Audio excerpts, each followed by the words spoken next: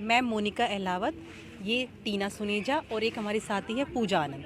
हम तीनों government PG college for women Rohtak में extension lecturer in computer science department में लगे हुए हैं।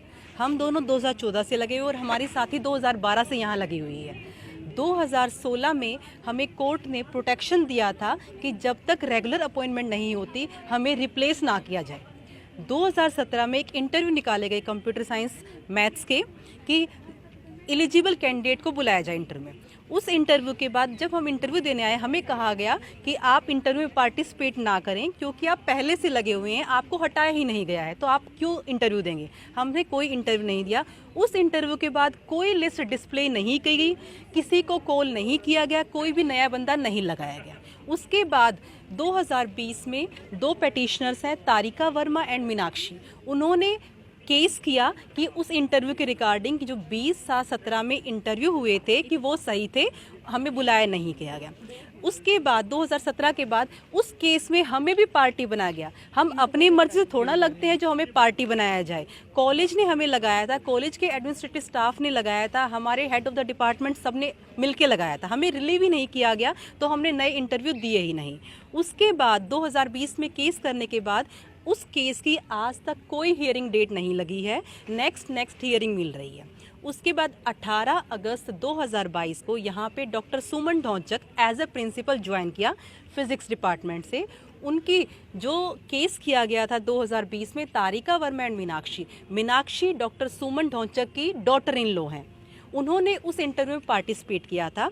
18 अगस्त 2022 से जिस दिन से यहाँ पे डॉक्टर सुमन ने प्रिंसिपल ज्वाइन किया है उस दिन से वो हमें मेंटल हैरास कर रही हैं कि आप इन एलिजिबल हो, जबकि हम इन एलिजिबल हो चुके थे। मैं नेट क्वालिफाई, JRF क्वालिफाई हूँ और मेरी साथी PhD क्वालिफाई है। हम 2019 से एलिजिबल हो चुके हैं और कॉलेज ही हमें एलिजिबल की सैलरी दे रहा है, उन्होंने हमें एलिजिबल कंसीडर किया गया। अब ये कह रहे हैं कि आप इन एलिजिबल हो, उसके बेस पे हम आपको टर्मिनेट कर रहे हैं। ठीक, ये सारा खेल डॉक्टर सुमन ने ही कहा है क्योंकि उसने आज उनकी रिटायरमेंट है, 31 जैन को रिटायरमेंट है। 30 जैन को शाम को 6 बजे हम तीनों को रिलीविंग लेटर मेल किए गए हैं ईमेल के थ्रू। 4 बजे उनकी ज्वाइनिंग है। 4 बजे ही हमें रिलीविंग मिल रही है। 6 बजे 4 बजे ही नए को पहले अपनी डॉटर इन लॉ मीनाक्षी को ज्वाइन करा लिया गया है। तो ये कहाँ का रूल है? जब हम रिलीव ही नहीं हुए, हमने रिलीविंग एक्सेप्ट ही नहीं की, उससे पहले कैसे कोई ज्वाइन हो सकता है? 2017 में कॉलेज में इंटरव्यू हुए थे नॉन एलिजिबल को हटाने के लिए और एलिजिबल कैंडिडेट को लगाने के लिए, क्योंकि बहुत सारे एलिजिबल कैंडिडेट कॉलेज में अप्रोच कर रहे थे कि हम एलिजिबल हैं, हमें लगाया जाए, नॉन एलिजिबल हैं, इनको हटाया जाए। हायर एजुकेशन ने एक पॉलिसी बनाई। सर, पॉलिसी किस डेट की थी? 20/7 या 20/9? 20 ऐसी था। हाँ, 20/9 है, 20 एग्जैक्ट डेट देख लो, एग्जैक्ट लेटर है हमारे पास।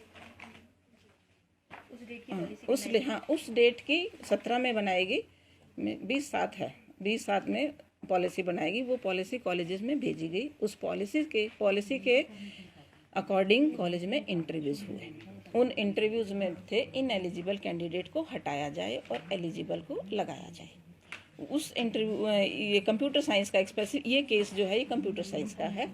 इसमें मेरी डॉटर इन लॉ भी अपीयर हुई थी और इसमें as a extension lecturer in computer science, और वो एलिजिबल कैंडिडेट थी।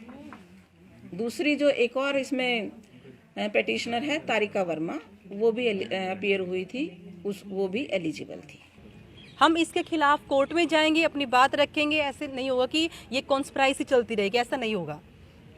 हम अपने हक के लिए पूरा लड़ेंगे। हम 2014 से लगे हुए हैं। ऐसे थोड़ा ना कोई आएगा प्रिंसिपल और एक दिन पहले रिटायरमेंट से पहले हमें टर्मिनेट कर जाएगा अपनी बहू को लगाने के लिए। और पूरे कॉलेज में पता है मैम क्या कॉन्स्पिरेसी कर रही थी, क्या नहीं कर रही थी।